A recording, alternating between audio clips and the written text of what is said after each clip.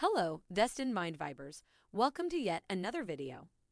In today's video, we are talking about managing a panic attack. These are usually sudden and intense situations that come out of nowhere when your body feels it is under threat. Realizing what is going on in your body and knowing what to do can be a great life skill that will allow you to go through this sudden and threatening situation successfully. However, before we get started, if you are new to the channel and have not yet subscribed, please hit the subscribe button, like, share, and do not forget the notification bell so you do not miss out on any future videos. Now let us get right into it. What is a panic attack? A panic attack is an intense and sudden episode of fear or anxiety, often with physical symptoms. It is an episode that comes out of the blue and can be very frightening to experience. What causes panic attacks? They happen when we feel anxious or stressed.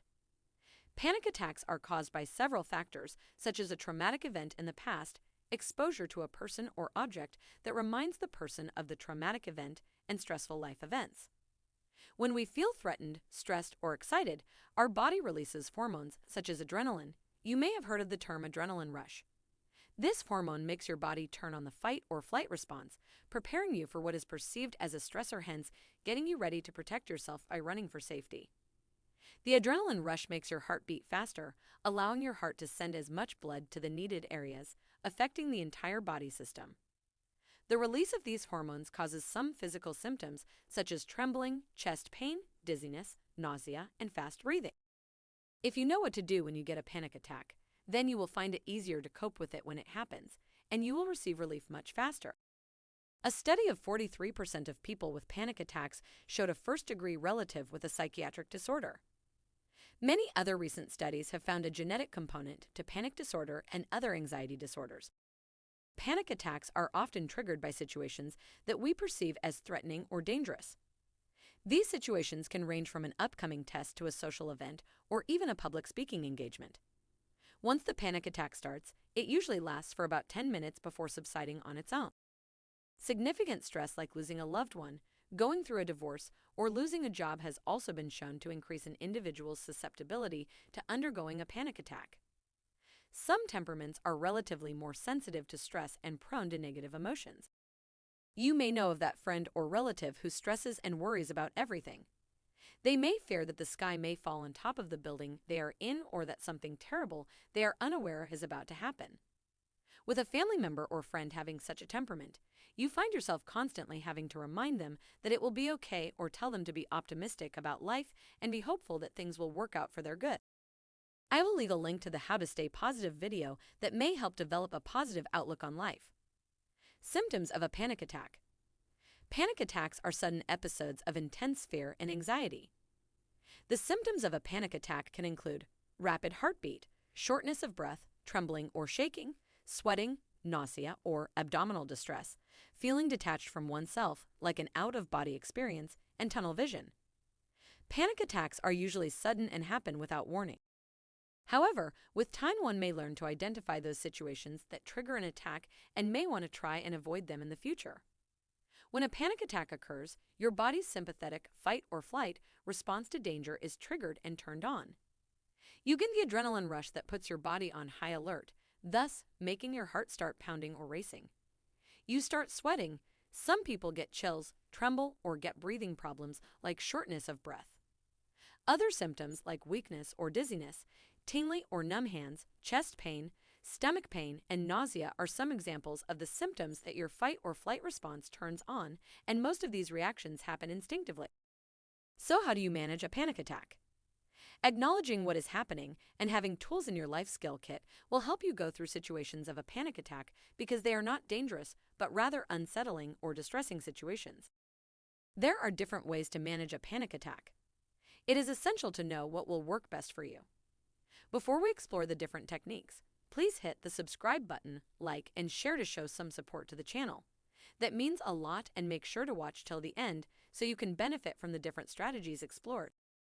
As you may realize, most of the body's responses that your sympathetic nervous system turns on are out of your control because they are autonomic, meaning they happen automatically.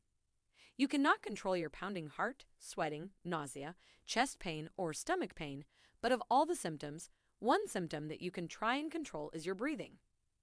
During a panic attack, your breathing is very rapid and shallow, so you will get through a panic attack if you slow down and acknowledge what is happening. One can apply the number one strategy of controlling panic attacks by acknowledging what is happening. Controlled breathing. During controlled breathing, one needs to begin by finding a comfortable place to sit, acknowledging what is going on, and focusing on your breathing pattern. Realizing that your breathing is rapid and fast will enable you to reach the goal of having slow and deep breathing, which will allow the sympathetic nervous system that gives you that perceived feeling of threat and danger to calm down. Start to breathe slowly and evenly. Take at least 4 seconds to breathe in through your nose, hold the breath for 2 seconds, and then breathe out through your mouth for at least 6 seconds. This deep and slow breathing will allow more oxygen to get to your lungs.